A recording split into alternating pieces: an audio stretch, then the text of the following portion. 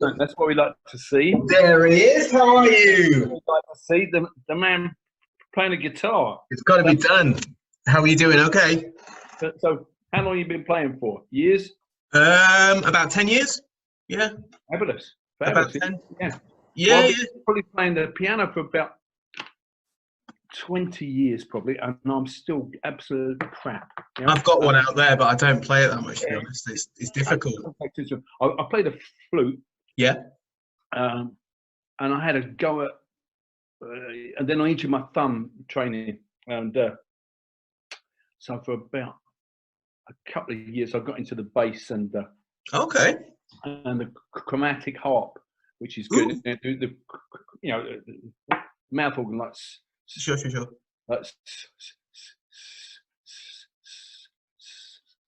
Stevie Wonder. Yeah, fantastic. Oh, cool. That's a really complex instrument. That's like well, they're all hard, aren't they? They're all difficult in their own little individual ways, aren't they? Think, oh, this looks simple. I'll just play this, and you go, yeah. Once you're in a bit, bang out a few chords and then a few scales. I'll be fine. Like, yeah, that's it. I'll be able to busk it. I'm still trying to busk it. I can do it on the flute. On the flute, I can sort of wing it. If I play with guitarists, they generally think I know lots because I'm playing one scale. Yeah. And they're playing 3 different chords, and they're going, "Wow, you can just change seamlessly." And I'm going, "It's just just a scale." But because it's at 2-5-1 or something like that. Sure. But yeah, I'm into it. I just love it. I think it's great. It's my other passion. I'd probably do about an hour on the piano in the morning. Yeah. I try to aim at getting 2 hours in a day. But I rarely do. Very rarely do. Really, it's not. It doesn't happen that often. Has it gone up since lockdown? Life, no, surprisingly not. No, it hasn't changed at all, really, because Judy broke her leg just after Christmas. Oh, really? Yeah. So we've been locked down since then. Really, I've been looking after, because she was. So I've been like a carer, really. Since then, yeah. How's she doing now? Yeah, she's all right now. She's walking now. We can't walk far. Yeah. And that's the next step. We're just doing the exercises and we're gradually stretching the walks out, but you still need to be there. So build the muscles. Our lockdown's probably 15 weeks now, I think. How are you finding it? It's all right, really. I mean, we're getting up later. Yeah. I'm up early, always, but we're not getting started early. We seem to dabble all the morning. I think, how is it for you? How are you finding the lockdown? It's difficult because I'm on my own, so it's not particularly fun. Like, haven't seen my mum and dad for 8-9 weeks or whatever. My girlfriend's in India, so I'm not sure when I'm going to be seeing her. It's a bit like, but you make do, don't you? You can just do what you do. The GL thing, because Andy's on his own. He's in that room or in that apartment on his own. Yeah, and is he? Yeah. He had to see Greg the other day, and then he said to me that the police captured them, interrogated them, and told them to go home and shut up. Yeah. So they properly locked down there, didn't they? They strictly. He said they had machine guns out, like armed policing. All sorts. Armed policing pointing them at people who are driving, saying, "Why are you driving?" Yeah. So it's crazy, isn't it? It's crazy times we're living in. Well, it's just changed, isn't it? Really, and you just have to embrace it, because I know lots of people go, "Oh, I wish it was like this," and well, it isn't. So you just have to exactly, just roll the punches. And think, okay, what can I do now? I mean, I'm trying when I can to get fitter than I was. So I come out of it fitter and better all around. Yeah. But that's quite hard, as you know, on your own. You get motivated, and I've not been that fired up by doing lots of Zoom classes, because it's almost like a social justice thing, a social integrity, or whatever they call it, where you're going, "Oh, look, I'm doing twice as much as you are." Yeah. No, that's not it. So I'm out on the bike a lot. I do my push-ups and squats and abs and things like that, and my yoga in the morning, and basically do that, and then I sometimes teach little groups online, but there's not a lot you can do. And I'm filming for the online as well. I've seen lots of that coming out. Yeah, I've seen lots of the Filipino stuff that you're going to be doing, and like the Panadukan that you kind of bundled together. Yeah, lots of that is old stuff. Yeah, but then we're also doing some clips from the garden, just basic stuff. How to shadow box. Yeah. But instead, most people shadow box without any plan whatsoever. Yeah. So as a beginner coming into that, or even an intermediate and advanced, most people are just wibbling around. Like almost like a guitarist would noodle, wouldn't they? Yeah. Noodling, and if you talk to any football player, they go, "Why are you noodling?" Yeah, definitely. Noodling's like 5-10%. You should be practicing, your triplets or your harmonic minor scale in thirds, or to build up some technical prowess. So what I did was I've just done really simple grid stuff in a square, and then added different things into that. So here we're just building and doing evasion. Right, this time we're just doing splits, and then we can go over the splits statically. Then we put them into the grid, and then we also do arcs and circles as well. Sure. And so, but the idea was that you always have the grid. So even if you're in chaos, there's your box, forward, back, left, right. You know what I mean? Something to fall back onto. Yeah, sort of like a GPS in your head. It's your reference. If you've been in a fight or you've been in a ring, fights sort of spiral, don't they? They go like mad. You go beep, beep, and it's like you go in and out of consciousness, in that you go and then you go on for about a second, and then I'm here now, and then you're in a different room, with your clothes torn off you or something like that. Fights like that where they're going and I've gone, I'm in a shower. What happened there? I was hanging off my arm, and now I'm actually this guy or whatever. And the same also in the ring, in competition. So it's like you get snapshots. And so what I want is, so wherever you are, here's the grid. Right, that's forward, that's back, that's this left, that's right. And now I can circle, but if I circle, I've still got the grid. I'm still going, thank you, whatever. Straight back in. I'm in my box, my head's calm because I know where I am. Yeah. So it's a bit, the parallels on the guitar are the same, aren't they? Oh, here I'm back on the tonic again. Okay, thank God. It's that thing about just chopping it up into bits. And that seems quite enjoyable and hard to do. Yeah. It's really interesting, like the comparisons between martial arts and music and dancing and things like that. Like the amount of martial artists I know that also play an instrument, they also dance in some form. Like they fit really well. Whether it's the footwork, the brain, the thinking, It's I think totally similar in that you can't bluff. Yeah. Well, you can bluff a bit. As in everything, you can bluff a bit, can't you? And then you go, I'm out of bluff now, and the bluff's not working because I just got punched in the face or whatever. I've bluffed. I've been on like jazz. Excuse me. I've been on jazz camps, and they're very gracious. They go, you're doing quite well, and you're thinking, no, I'm struggling. And then you run out of air, sort of thing, And I think rhythmically, it's really very, very close. I used to teach a guy called not teach really, or train with a guy called Barry Danelian. Barry's the lead trumpet player for the E Street. Okay. Yeah. For Bruce Springsteen. So he's playing concerts to 80,000 people, and all that, like da da da da da da da. So he can split any rhythm into about 5. Yeah. And I remember training with him up on the roof at the old academy. I'm really good at rhythm stuff. So again like that, and he could split it. He could split the rhythm when we were slightly. He could put his hand in where there was a gap. Yep. But before the gap was there, Yeah. He started before the gap because he knew the gap was coming.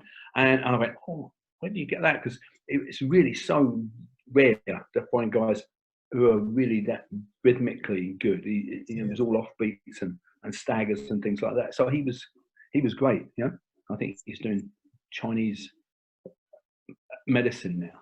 Oh, really? Okay. Well, I think New York, that whole music scene is like dead now. Yeah.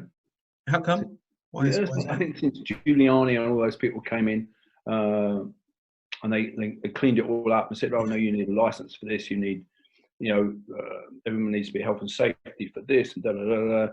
The underground bit's gone away, and yeah, that all of it. I think it's all gone, and also digitizing. Yes. You can get some kid in the room doesn't know anything, taps the thing like 15 times, and then it's auto generated, isn't it? That's not music, that's programming. Yeah, it is, isn't it? It's programming. Yeah. But maybe that's why all those tunes all sound a bit alike, don't they? Yeah. They all use like a standard chord progression, and and it's like stab chord. So I think, so that's sort of dead now. But that's what it all tell me. So what's great about it is there's all these world-class people out there who you can get to train with for on the cheap, because they haven't got any work at all. You can sort of say, "Oh, can I come train?" You go, "Yeah, okay, yeah." Crack on, yeah. Give me something to do. And trying to earn a living, yeah. How's how was everyone else doing? The other people you've interviewed? Yeah, they're okay. They've all said kind of the similar thing as to what you've said in terms of like the lockdown, and they're trying to see it as a down period for them in like a hectic lifestyle. They see it as like a bit of a break, and they say obviously it's awful what's going on and people are dying and it's not good for the economy and things like that, and that's awful. But they said personally, as individual households or individual people, they've kind of enjoyed it. It's given them a little bit of time to reflect, a little bit of time to step back maybe and think about what they want for the future as well and put things in perspective. Well, in a way, I was sort of there anyway, because I'd sort of retired from owning a school, even though I teach at the school still. I mean, I retired from owning the schools. I've owned a school now for 50 years. And started in 1970. So that's 50 years, isn't it? Yeah. And I just thought, no, I've done everything I can do there. So I sort of stopped anyway and moved into doing online. I'm doing some books and things. Because there's loads in my head that you want to get out and being very creative. And I've always been quite creative anyway. And so I'm writing books. Presently I'm doing a sparring masterclass. So that's a video that we've done of a seminar where we've broken sparring into bits, and then I'm doing a PDF book, like an ebook, an accompanying go with that. So it just says, look, that's why you're here. These are the things you can do from here. These are the 5 drills you can do from here. So that when you get to that chaos point, it isn't. It's just from here we do this. And that's quite interesting. I'm doing a book because, as you know, I taught on Matt Chapman's thing last year. And I said, well, do you want me to teach Panatukan? Do you want me to teach this, to that, and whatever? He goes, just teach them the jab. He said, because your jab's ever so good. It's like a world-class jab. He said, just teach them a jab. And I went, oh, okay. And that was a bit of and then I went, okay. And then, of course, there's hours. I mean, I think on the camp, if you came to camp, I can't remember if you came or not. It was great. And you were just tagging people, saying, look, I'm tagging you. I'm 40 years older than you. Gotcha. Yeah. And you can't stop me. So wouldn't you like to have that? And so now I'm going to do a world-class series. I'm going to do world-class jab, world-class hook, because I have a really quite nice hook, left hook. I haven't got the best cross in the world. I've crossed a lot of people, but probably that's not my main tool. But I'm going to do a book on that as well. Same emphasis, and then a book on world-class defense, because most people don't really have a defense that's not what do we call it the other day? It's like a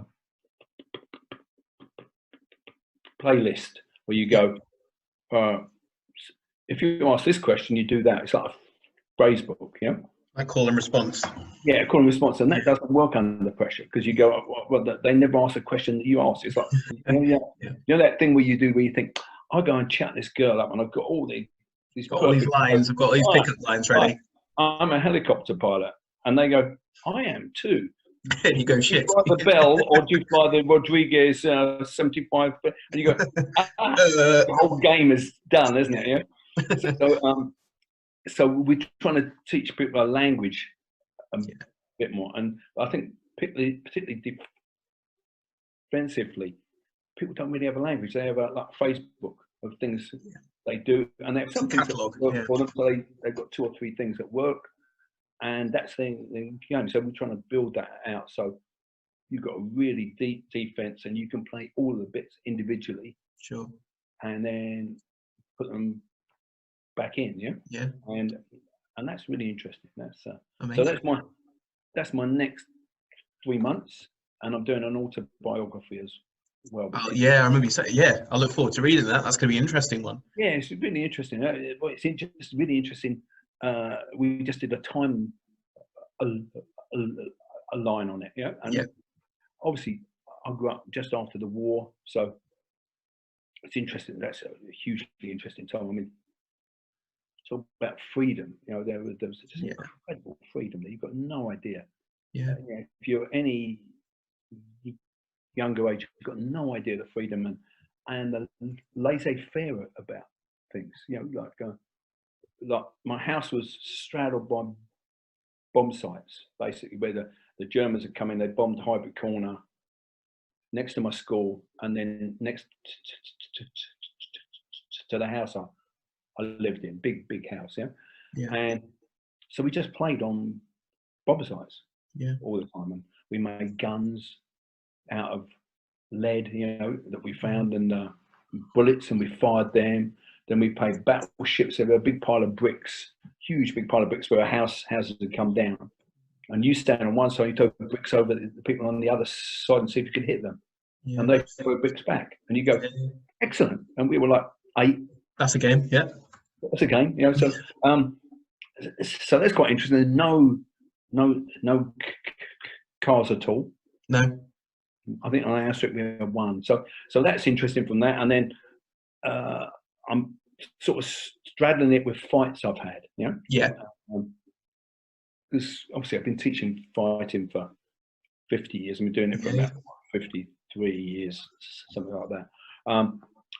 So not that that's all I'm all about, because I'm into music, I'm into art and stuff like that. Of course. But I'm gonna some of the pillars of the book are going to be about fights and the things why they engendered me thinking in a certain way. Yeah. Were there things that kind of jogged your memory when you were writing it? Were you like, oh, I'd forgotten about that, and oh yeah, this, or yes, some bits. I mean, the fights are easy to remember because they're like, you know, they're high octane things that you use. But then other people would come in and said, oh, do you remember that guy came in with the sword and said, I'm here to challenge you? And you went, okay, yeah, and all of that. So we put in all these anecdotes, and obviously martial arts is a fantastic thing. It's really, I mean, I was like a working class kid, working class and middle class, you know, that sort of boundary thing. Yeah. And then I've met everyone in the world, you know, like all levels. I met billionaires. I've been on billionaires' yachts. I've been with rock stars, you know, big film stars, Batman and all of that. You know what I mean? It's the same. And you go, wow, well, how would you ever get that access without doing this? If I'd done anything else, because I was almost an artist for a while, yeah. Okay. I didn't know that. Yeah. I was almost like, for a time, I was almost a cartoon artist, you know, like doing strips. Yeah.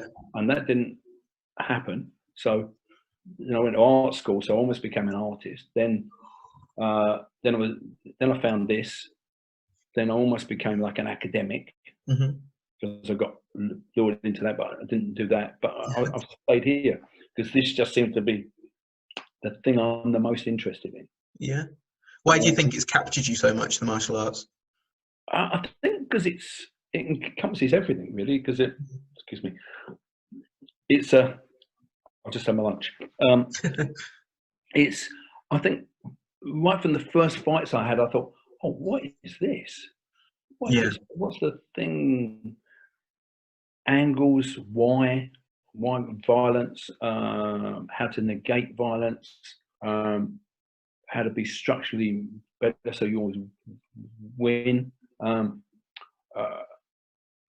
you know, how to prevail as well, and also about the things it does to you as a person, makes you positive, you know, makes you strong. And I think growing up, I was always cheerful, always, as anybody will tell you, I'm always cheerful. I'm always joking, but you know, like everyone else, you know, you have your insecurities, and I think it gave me a great underpinning there, you know, of confidence, and obviously I have a stammer, so it was hard growing up having a stammer, yeah, but this really helped, just took me out of all of that and changed my life, and through me, thousands of others. You know? Yeah, definitely trickled down. Yeah. Because the great thing is about it is the majority of blokes out there are scared, girls as well. You know, like are scared. They're just scared. You know, they're scared. There's some fear. Oh, what if this happens? What if I do that? Yeah, or they got no sense of themselves and their purpose, you know? Yeah. And also their backbone, their intention, where they're headed. And I'm very much of that. Let's go, let's jump, and then we sort out the details afterwards. Yeah, sort the landing later on, but let's jump first. Yeah, let's jump first, because I see so many people who racked with doubt. You know, racked with doubt. They spend all their whole life planning, but never leaving. Yeah, executing it. Yeah. Yeah. Well, I've always left. You know, I've left. I've jumped always, and I'm quite fearless like that, or stupid. Probably both. So I've always been at the bleeding edge. You know, when I had classes, so I'd have classes of 40 people in every class teaching karate, and a really interesting crowd, very widespread of diverse people. And then I found Jeet Kune Do, and I changed overnight. Yeah, why? So why did you go from the karate over to the JKD? And how did the JKD come about? How did you see it? Well, personally, because it was the truth, and I was always after the truth. Still am. You know, that's why I've got my 4D approach to Jeet Kune Do now. I still teach Jeet Kune Do and Kali. Yeah. But I teach with what I call a 4D eye on it, in that it covers the 4 dimensions of stand up, combat, striking, clinching, weapons, and group attack. Yeah. Right? And those are going to happen whatever fight you ever have. You know, you think you're having a fight with your girlfriend, and her uncle comes in and hits you over the head with a hammer. You know, or something. You know, various, and it's a chaos thing. So how do I organise chaos? And so what we said was that, well, let's take all the JKD and the Kali stuff, and see if we can make like a playlist of things that would give us a language that works across all of those areas. Yeah. Striking, clinching, weapons, and group attack. You know, not changing the art at all, but just taking the list that you have and prioritizing it, and see if you can get it to where it's more not a list of things to say. If they say this, you say this, but more language in that you can improvise, and then you can backfill, all of the 13 counters to the cross or the 17 of this that you have. Yeah. But the framework's looser and simpler. It's the scales. So it works all the time. Yeah. So it's your scale and then you riff off it. Yeah. Yeah, and then you're prioritizing, so you're not doing stuff that never works first. You do the stuff that works all the time first. Yeah. Until you're getting that every day, Yeah. And so that was the thing that I got when I first saw Dan, because I bought Dan over in 1979. Yeah. I phoned. No, I wrote to him in California. Didn't get a reply for a year, and then Norman Breen, who was in charge of him at the time, said, "Yeah, we're coming over in a week's time. Can you organise something?" And I went, "Okay." And then we had 50 people. We're all of them my own students, apart from I think 2. Yeah, 2, maybe 3 or 4. Yeah, but I think predominantly all my own students. And he came with Jeff Imada, and Jeff Imada, for those people who don't know, was did all the Born Identity stuff, all of that fighting, which I think was the best of it, and they just blew me away. I'm just wow, they were so integrated. They had no form, they were beyond form. They could just like improvise, and I went, oh, that's it. That's what I've been after. Because I was always questioning everything. We were doing grappling back in 1971, maybe even earlier. Getting people on the floor and thumbing them in the iron. It worked great then. For about 10 years, I killed everyone with Kaiser Gatami, Kaiser Gatami, I had such a good Kaiser Gatami, I'd hold them and then I'd bar them off of that. But then, like it is today, everything just evolved, didn't it? It's evolved, it moved on, changes. So that was the reason I did that. I changed overnight, and we went from 40 people down to about 8, and I lost loads of money, and I didn't care. Why do you think you lost so many? Lots just of people, change is bad, or change is bad, and also lots of people. I used to teach one of the top graphic artists, and a guy called Neville Brody, and Neville Brody did The Face and all those magazines today. He's like a huge icon of graphics. And he said to me, "No, it's lost the spirituality." And I thought, no, it hasn't. It's a different. It's not so obvious. The bow isn't so obvious. And I remember Nick Hughes, who's a giant of a man. If you've ever seen Nick Hughes, he's and he came to the club one night, and he's an ex-Foreign Legion guy, bodyguard to everyone. He's a real dude, and he came to the club one night, and really, he had a hard time that night. And I think he came from like a Goju background. And I remember him saying in an article, which I think was us, talking about us, he was saying there's clubs where you can go and there's overt like respect, like Domo Sensei, Domo Arigato Gozaimasu, all of that stuff. And there's places which are like, all right, and they're just as respectful, if not more so, but it's not as obvious. It's not as formalized. No, it's not as formalized. It's not as ritualized. But actually, in a way, it's deeper. Because it's about brotherhood and even though you can have sisters as well, but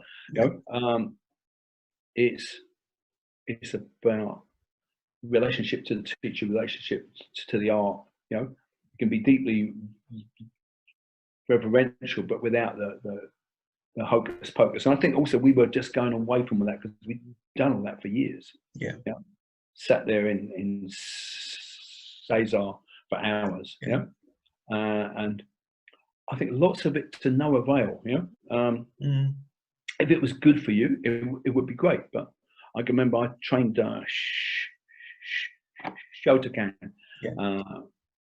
Just for a tiny time. I was in Tokyo, and one morning I went to a class, and there was Nakayama, Murakami, and Kanazawa there, and about 5 people. So that's like 2 8th dans and a 10th dan. Yeah. And all they did was in a block and Oizuki, and I thought, this is just nonsense. How are you going to get good? When if they're not expressing it themselves, then they can't teach it to you. Yeah. Because you need to be doing your art all the while. It needs to be you. You can't do this and then be that, Yeah. And there seemed a discrepancy between what they did for themselves and then what they were teaching. And I thought, no, that's not it. So I was an early changer, always. I'm not really scared of change that much, although that's a bit harder as you're older. Yeah. Do you think your perspective's changed then as you've got older and as you've gone through? Yeah, because how old are you now? 30, nearly. Yeah. My son's 31, so he's almost identical stamp to you. So he's at his peak, really. He just thinks, it's great, I can do this. Accidents don't happen to you, things. and as you get older, you go. So I can remember being in my 30s, and we were doing something called the Carrymore Mountain Marathon. Right. And I came upon that because there was my sister worked at Sobel Sports Centre, and she introduced me to a guy called Norman Stania. And Norman Stanley had a program called Sod It, which was Sobel Outdoors. It's terrific. Right. Okay. And he said, well, the hardest thing you can do, he said, is the Carrymore. It's a 2-day orienteering marathon. It's a killer. And I went, wait. Let's do it. Yeah. But that's going to be black belt now. If you want to take your black belt, you have to do that as well. And so we took a few crazy people, and we did that for the next 5 years. Wow. And I was in the 30s, and I was zooming. I was just like, and I remember one time I was coming down a mountain in the peaks, I think, or a hill in the Peak District, and I kept thinking, and my friend who was in 2 Para, he'd been injured. He'd injured his ankle a bit. So I was going and doing all the checkpoints. I was running everywhere, skipping, laughing, overtaking everyone. And I remember just then thinking, I'm a god, I'm a god. And then within 6 months, God said, no, I'm God and you're crippled. And I was like, and I went from being there to there. So that was really hard to take. That was. How did that come about? Because it was hips, yeah?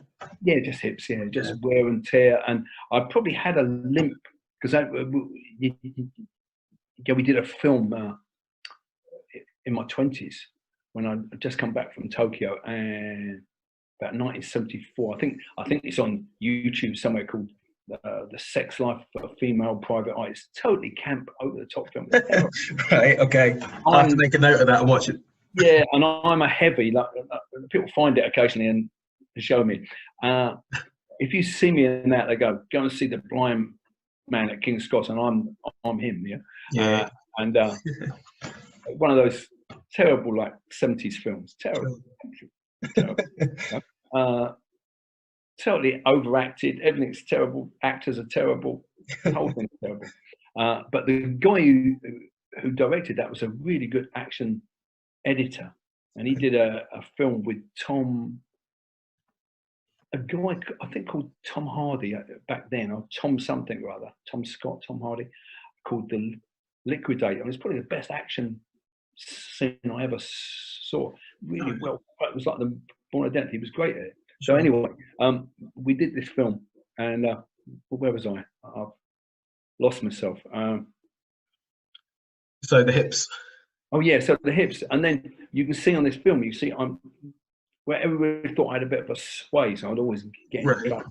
I'd always have fights. People would go, "You look like you're up for it." There's like swagger a little bit. Yeah, yeah. And I wasn't swaggering. I had a limp, Right. but I didn't realise I had a limp because I was 20. Sure. Yeah. I just had a bit of a bowl along Yeah. like that, and so I'd always had it. And then on top of that, I'd done all these crazy things. I've done triathlon. I've done, all these hill things. Yeah. And I was manic about it. So I'd always either be training or sleep. I'd either be on the bike, Yeah. in the pool, running over Hampstead Heath, Yeah. or training. Yeah. Doing kicks and stuff, or I'd be asleep. Yeah.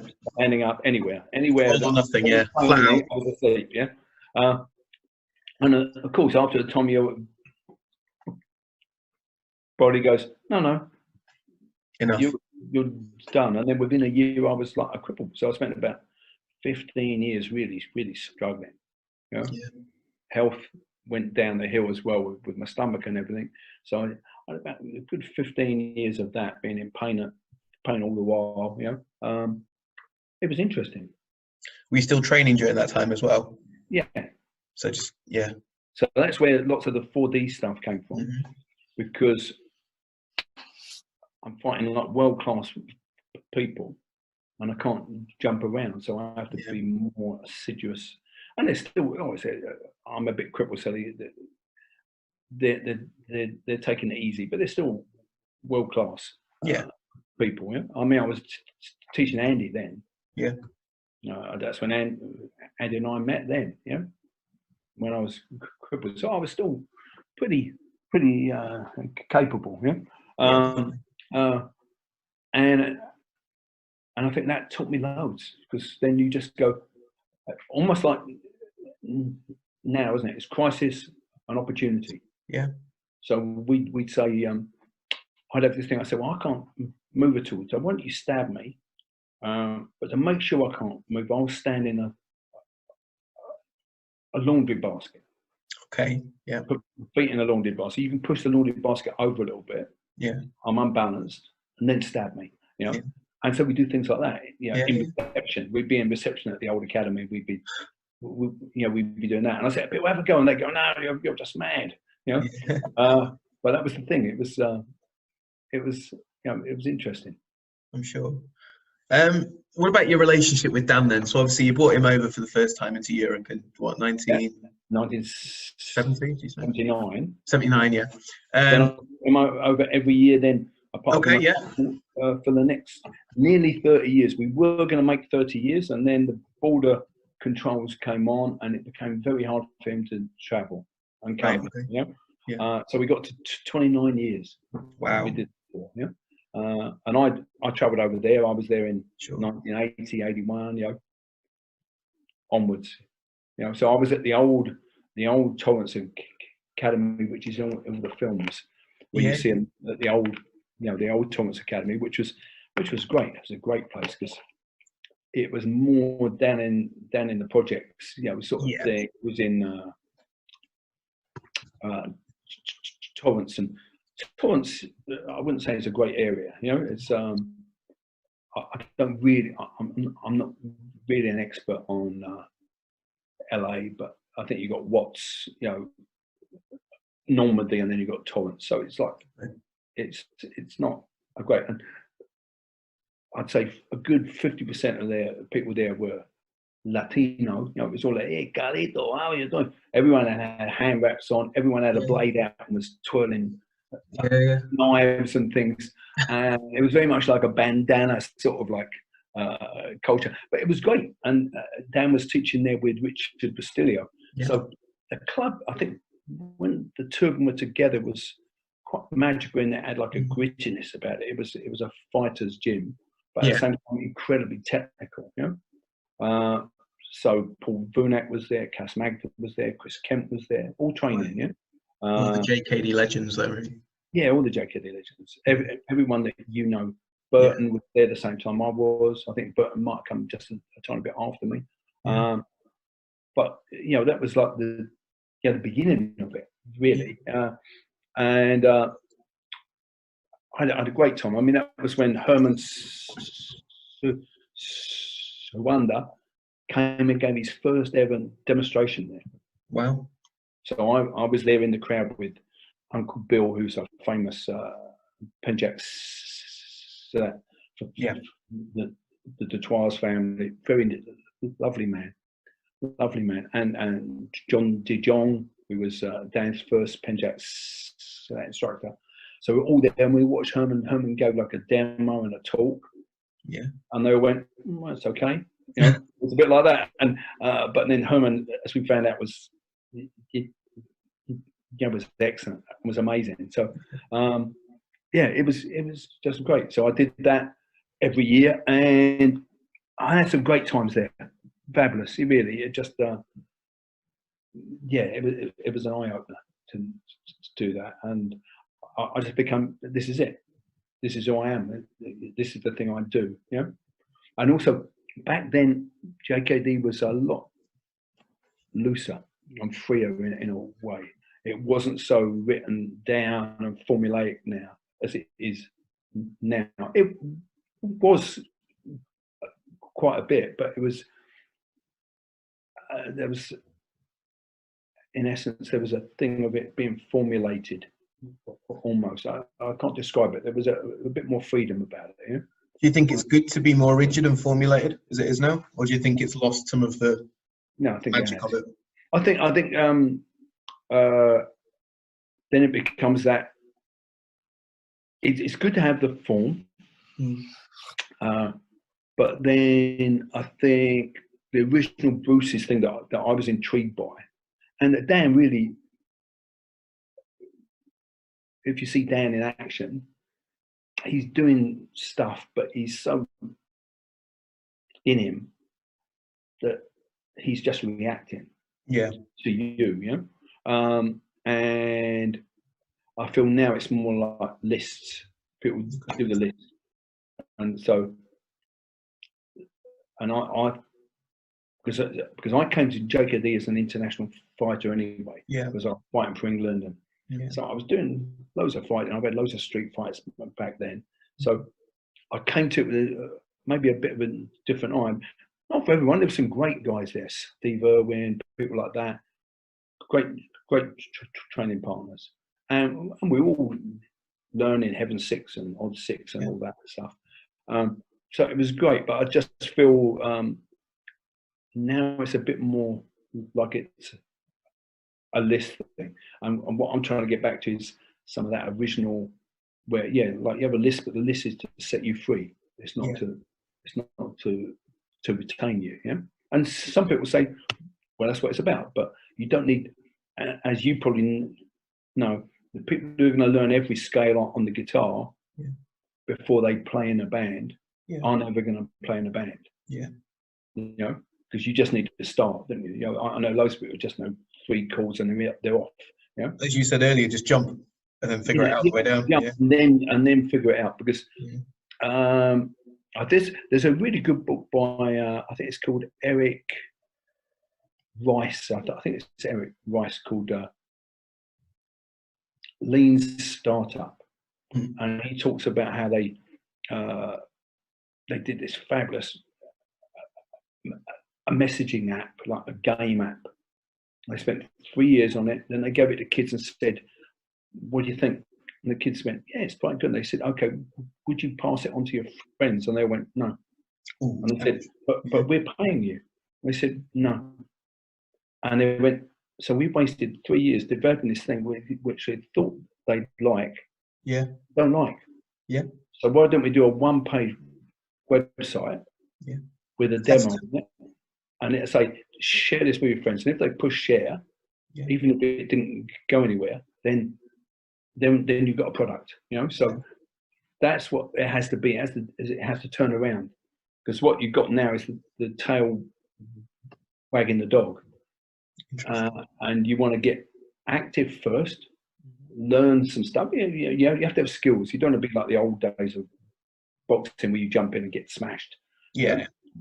But you can do a simple games around simple things, and then spar a bit, but gently. Yeah, not hard now, because we've all been hit in the head too much, over the years. I've got, like, if I look at you now, one of the pains of my eye is a bit double on this side. Oh, really? Yeah.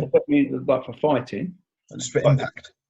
Yeah, from impact. Yeah. Because I talked to the eye doctor, and she said, yours isn't bad at all. You can drive, and everything. She said, but it generally happens with boxers, rugby players, because one of the nerves of the eye comes from the back of the neck here and over the head. Yeah. So if you get smashed in the head, or your head gets smashed on the floor, or you get dumped, you traumatize that nerve, and then you've got like two pains. One of the pains is dead down, instead of them both being like that. One's like, just a bit like that. Sorry, my watch is telling me I'm sorry. Okay, there you go. Yeah, I hate these. I just keep saying them. No worries. Nova Scotia. Yeah, I'm talking to someone. They go, Nova Scotia, and I go, what? What? Chatting to your wristwatch. Yeah. So I met Dan, and we had him over every year. And Dan's incredible. I mean, as anybody who's trained with him knows, there's a few of us who have been very privileged to spend quite a bit of time with him whenever we can. Rick, and gone training with him in the morning, done yoga with him, done jits with him. We were starting jits with him in what, 95? I think you said before he's just relentless. He just next thing, trying to keep up with him. Yeah. I mean, we did a day, we went training at the Machados we went to Ann Barber's and did gyrotonics at 6:30. Yeah. Gyrotonics is like a Pilates type stuff, but it's excellent. And Anne is just amazing. Yeah. So he attracts he finds out who the best teachers are, and he has that. Yeah. And he pays top dollar from it. He isn't getting it cheap. Yeah. Dan doesn't scrimp on anything. Say he wants to train with someone there 200 an hour. Okay, 200. Let's do it. Yeah. And I think Higgins said he's his best student ever. Higgins Machado said. He said he comes and he gives me the envelope with the cash in it, even though I tell him I don't want the cash anymore. Yeah. He comes and pays me every time, and he turns up on time, and so you go and do, say, the gyrotonics, which is an hour and a half. Yeah. But quite deep stuff, and then we go to the Machados. And then we do that. And then we went to a friend's house and did yoga with Laura. That's at Martin Denny's house. Martin Denny's like top one of the Dog Brothers founders. Yeah. It was excellent. He's great. He's on it. Yeah. And so we all do yoga together, and then just another hour and a half, and then we go to the Inosanto Academy, and there's me, Dan, Larry Hartstall, and Ralph Jones, and we're having a private with Edgar.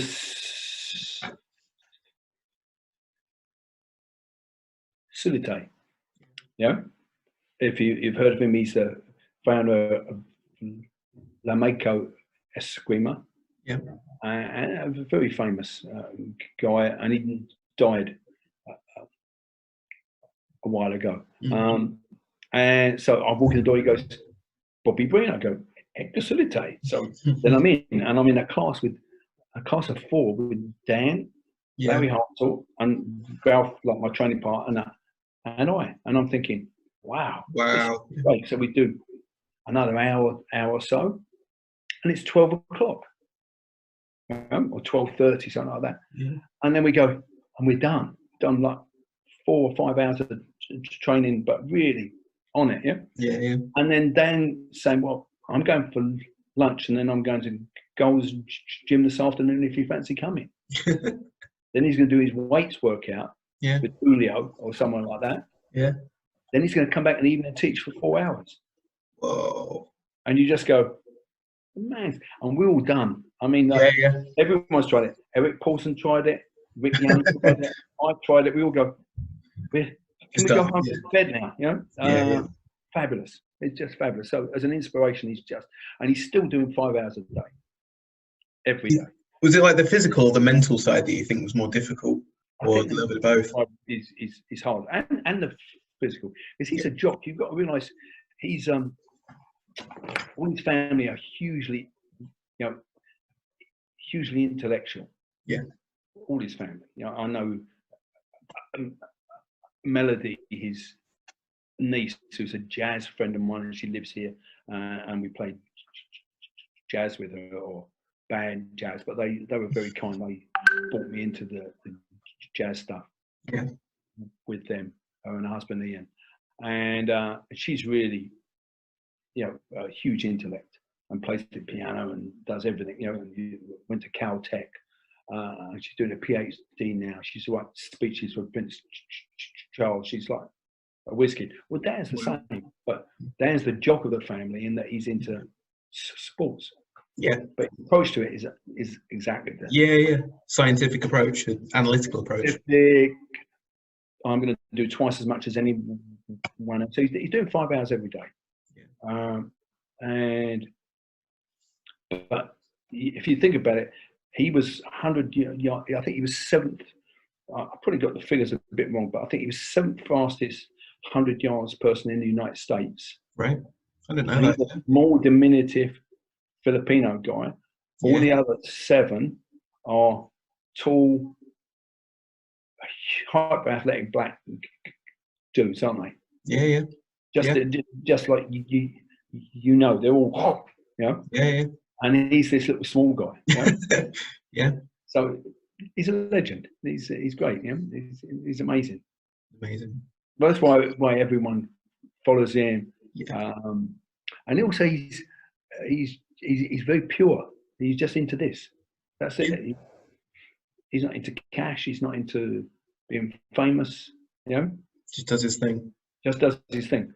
But I mean, it's quite fun sometimes. If you look in his bag, he's got all these cards from everyone going. The hostage rescue team, the SOS, the Mossad, the Secret Service, the Carabinieri, everyone, all those secret squirrels all over the world saying, have any trouble? Give us a call. Cool. Yeah, it's like a little Rolodex. Yeah, he's a personal friend of all of them. Yeah, so SEAL Team 6 or whatever it is. It's amazing.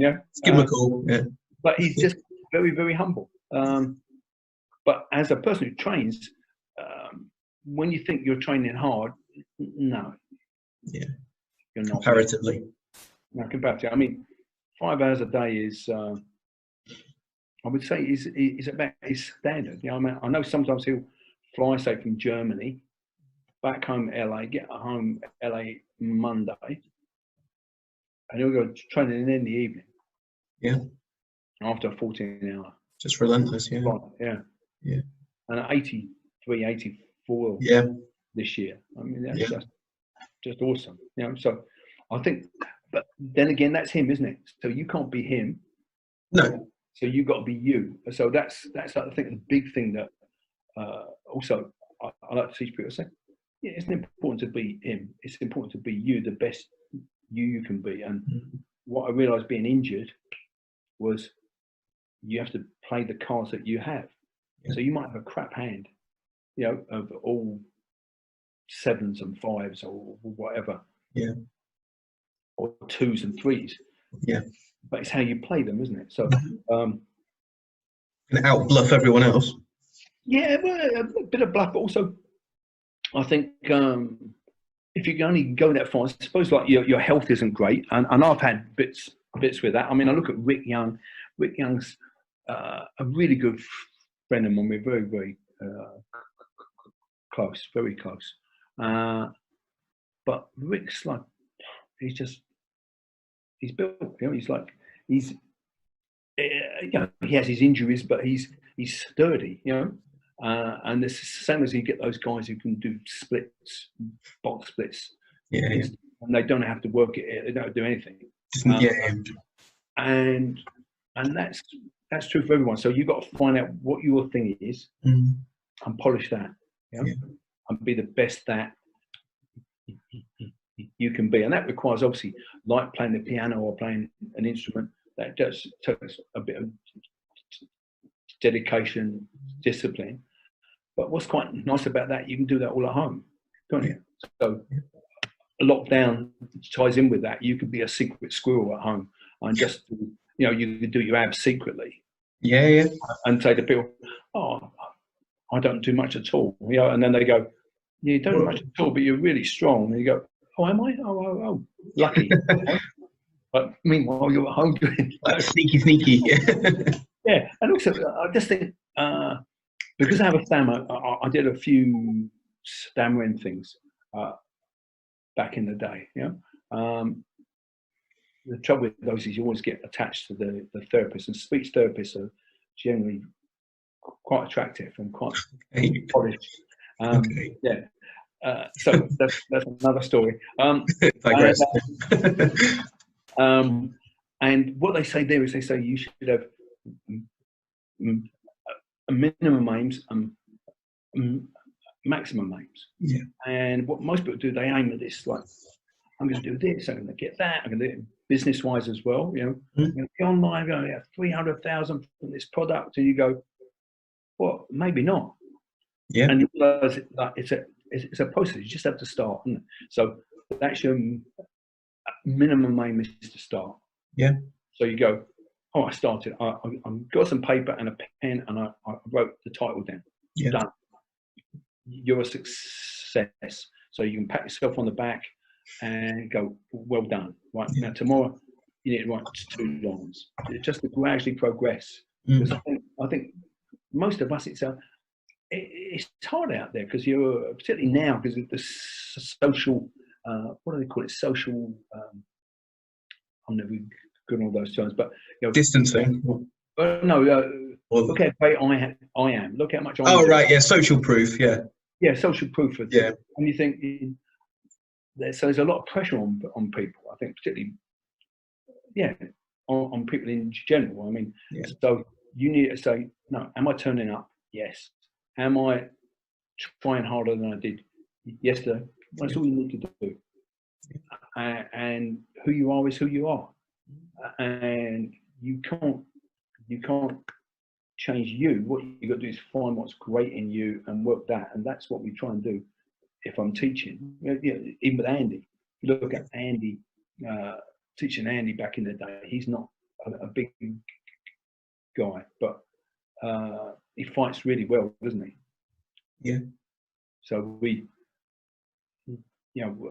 so then what I worked on with him was because he's very bright, and strategies and stuff like that, and out thinking you, and he's always out thinking. His brain's on fire, So I think you just got to find out what your thing is and do that, and just keep turning up.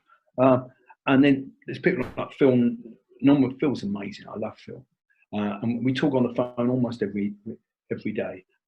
Wasn't there a period where you two didn't get on particularly? Oh yeah, absolutely. 20 years. 20 years. We fell out over nothing. I think he came up one time, and I went, "No, you can't do that. That's just not right." Because they were young and like doing something mad, and I probably thought I was like the head of Jeet and at that time. And I went, "No, that's unacceptable," And they went secretly, and then didn't talk to me for. And then that's a big bounty. One day we went on something. We went, "I really like you." I said, "I really like you." And then we got, and then we realised, it's like a bromance we're talking about. Yeah.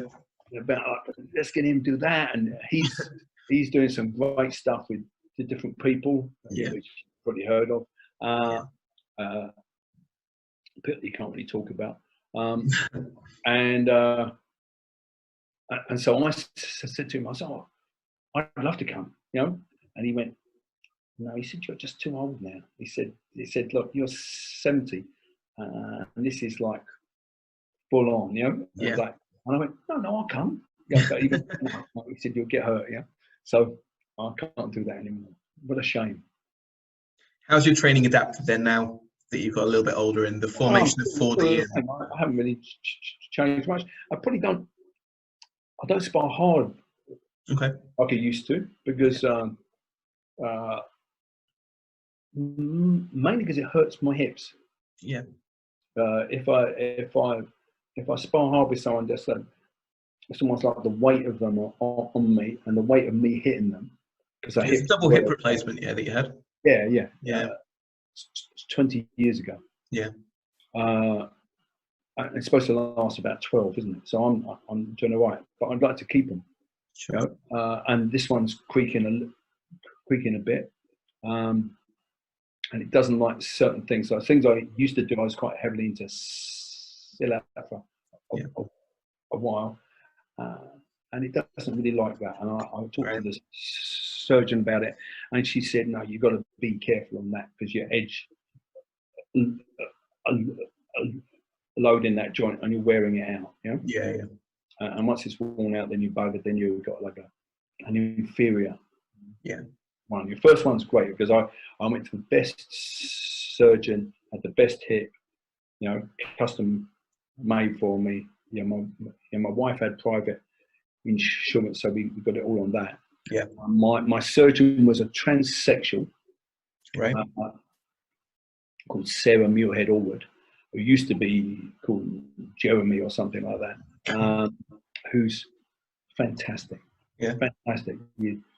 You love her as a man or as a woman. She's fantastic. I mean, people often go, oh, transsexual, but she's fantastic. She's the best. Because everyone, it was weird, you know, because you're into this, you get to know loads of people. Yeah. So I talked to a doctor, and they said, Sid, I said, Sid, should I have my hip done with? And he said, Sarah Muirhead-Allwood, she's the best. I went, okay. And then we had this other guy training, and he was a hospital a nurse, an intensive care nurse, and I said, who should I get my hip done? He said, well, there's only Sarah, you know. I went, oh, really? And then my osteopath friends, Sabash and Gary Derrick, their teacher is one of the top osteopaths. He's a fabulous guy, like a genius. And he said, oh, no, there's only Sarah. And so 3 separate people didn't know, all said her. So I had her, and she's great. She's both fabulous. And I haven't really, I'm 20. If you look at those clips I put up on YouTube, I had a hip replacement 20 years ago. Things I can't do now. I can't kick higher than about the waist. Roundhouse kick's a bit of a struggle, even at the waist, where they cut you all open here. It's never been the same. But I can kick in the shin and in the groin really well. Give you a good shin kick. Great shin kick. Great shin kick. How did 4D come about then? How did the concept of 4D kind of evolve? I was thinking one of those age things. You were talking about what happens at different age, and Dan always talks about that. He said your art's going to be different in every decade that you do, and I think that's very true. Mine changed a lot having my hips done, and then even then I hadn't really had all the ideas, because if you look at some of the old tapes I'm doing, I'm still talking the same thing then I'm talking now, but I hadn't put it together as a concept. Sure. And then I was in Italy, and I was thinking, what do I do? Where do I go? Because I thought, well, I can't really, I've not become one of the greats at grappling, even though I started it early. I mean, I started in 95, you know. We had Chris Hout over here in 96, you know. So that was probably the first black belt, proper black belt, in the United Kingdom, and that was at our school. And I got into it, and every time I was in LA, I'd train at Machado's and people like that, you know, or go and see Hickson or whoever. But I realised with my hips, because I tried it at the Machado's, and the thing is, if you haven't had a hip replacement, you're basically a plank, and people jump on you, you know, and your chance of getting up and out without hips. So I spent about 10 years just lying underneath people and getting smashed. Yeah. You know? Which I enjoy. Right, sometimes if I was on top, I've got a great top game. Top game, great. Because it's based on my stand-up game, so it's all the locks and wrist locks, and I fight quite gnarly, you know. So, but I didn't have the mobility, and if you want to get great at jits, you need great hips, you know, and also holding people in guard and things like that is quite a strain on the hips. Yeah. You know? And so I thought, no, so I can't do that, so that's off. Yeah. And then I also analysed all the street fights I'd ever had.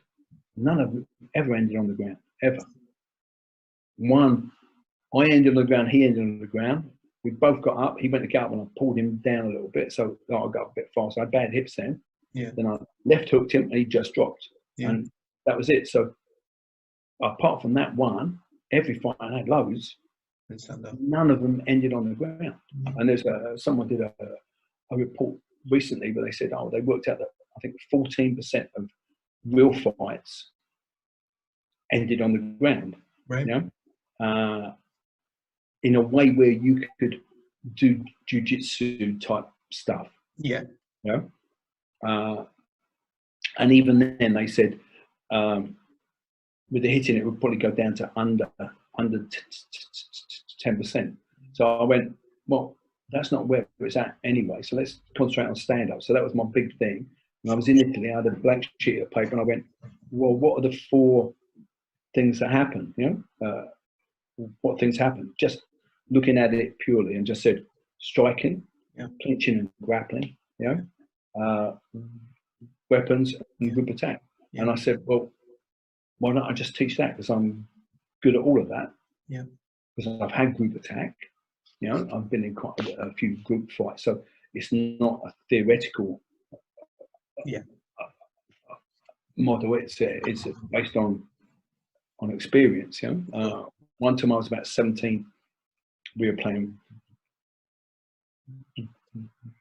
rugby, and I was the captain of like my school team, and they've been saying to us things like, "We're going to stab you later," and all that. It was all really nasty, kicks and elbows and things all the way through the match. It was a dirty match, and at the end, we all came out of the changing room. One of my friends was in there, so I said, "Oh, Brownwell's in the changing room. I'll go and get him." And as I walked in, one of them came out and went, "You better watch it." And I said, "You better watch this." And I smacked him straight in the face and knocked him out in the corner. Yeah. And then of course I turned to the other 14 and went, "Come on, then, I'll take all of you." And they went, they all moved backwards. No, they all moved backwards. That was.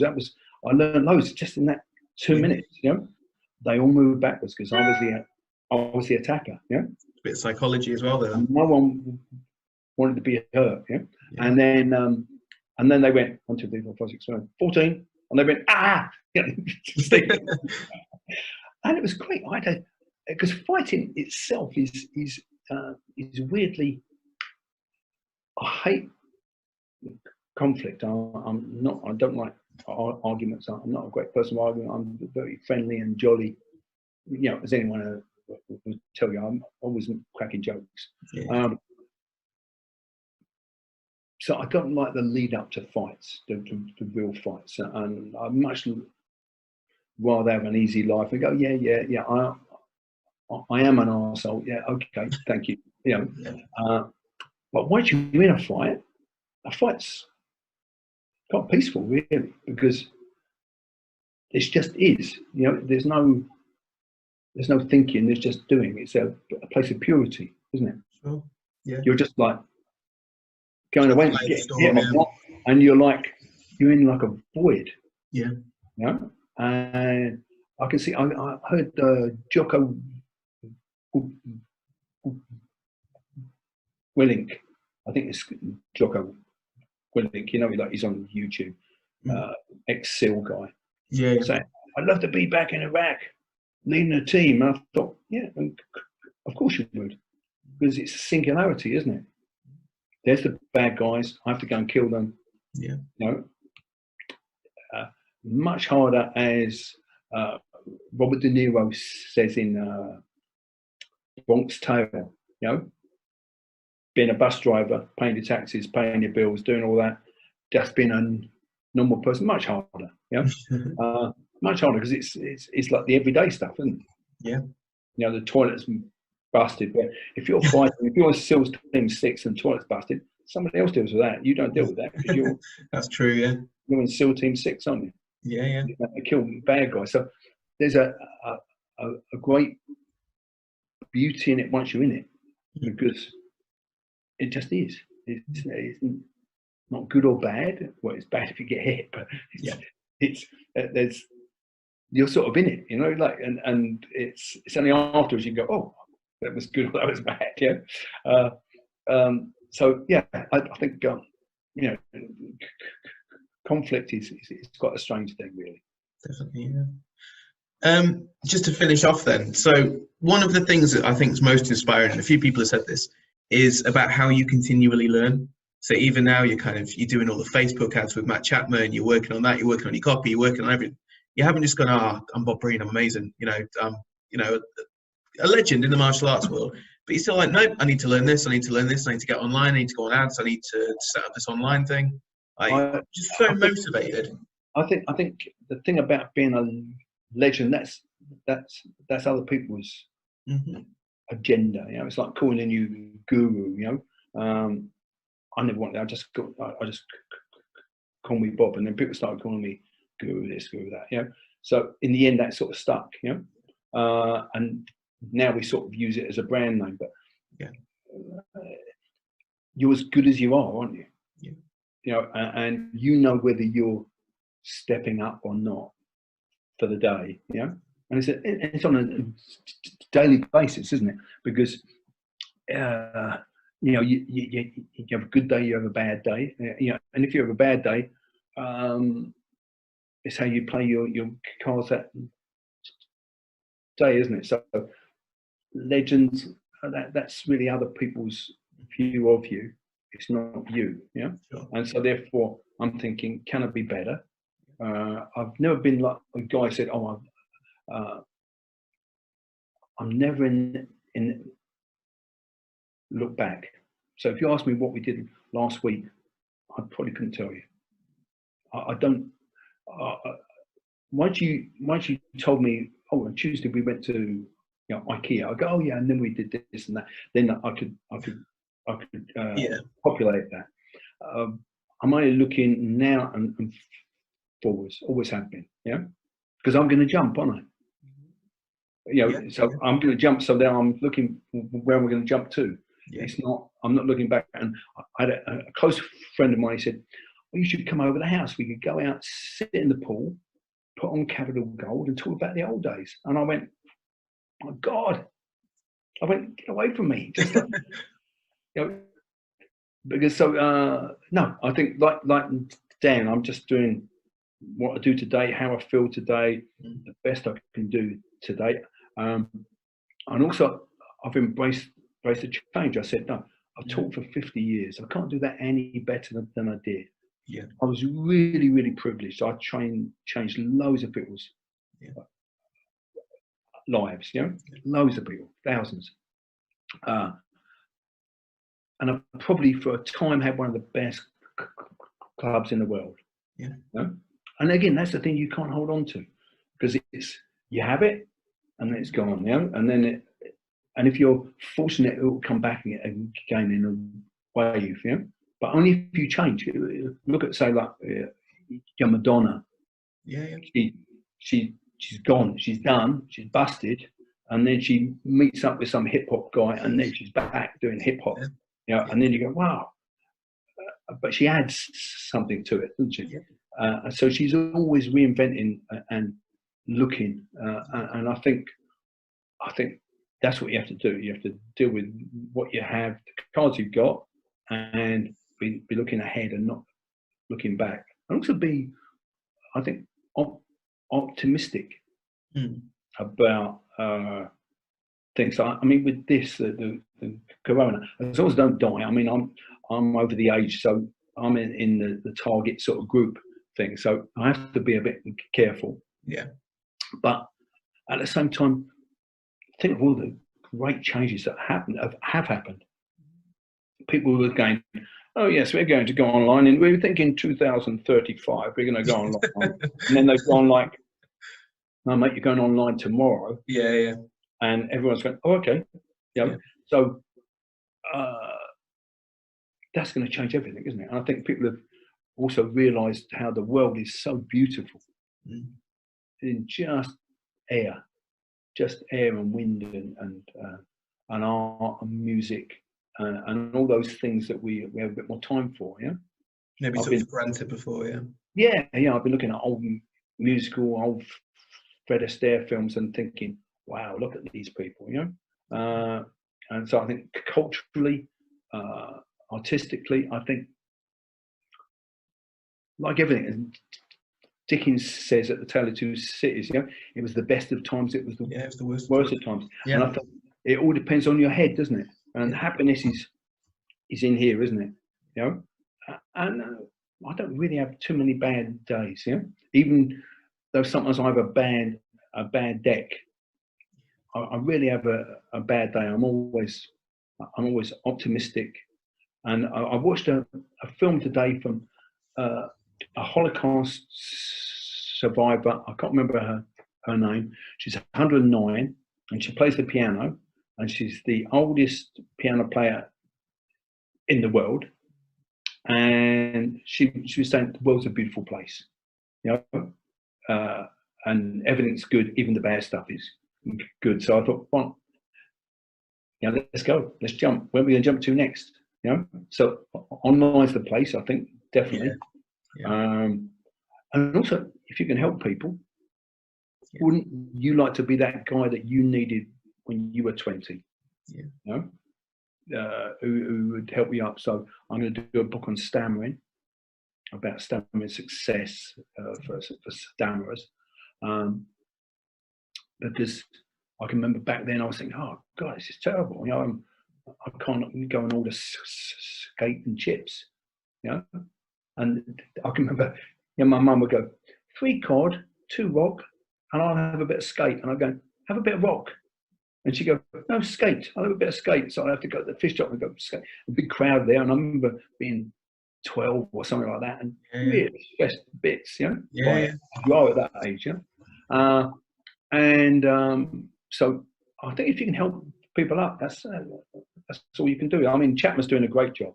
Yeah, he's doing. Yeah, he's earning really well. Yeah, but he's doing it right. He's helping as well. Yeah, he's saying, "Come on up, guys, it's great up here." Yeah, and that's what we used to do at the old academy. Get guys in who were really fearful and go, "No, come on, I'll show you how."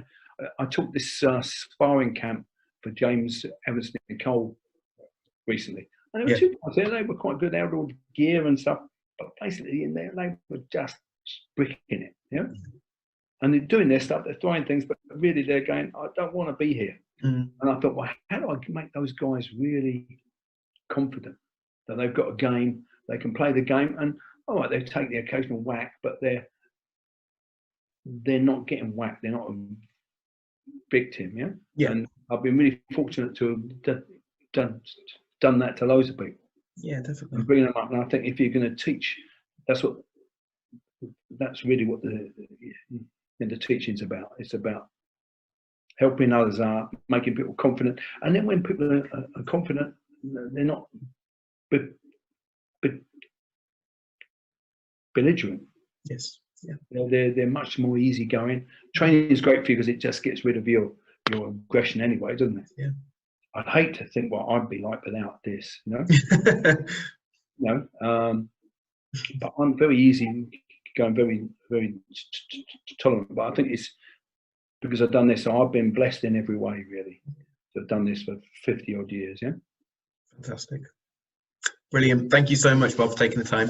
Yeah, well, I hope that was okay. We didn't talk that much about. No, that was amazing. Like usually I do like a little intro thing and say 3, 2, 1, but we went straight into it. So yeah, incredible. Okay. All right. Really good chat. But, yeah, I loved it. Thank you so much. Take care, yeah. Bye-bye. Take care of yourself. All right. Thank you. Bye.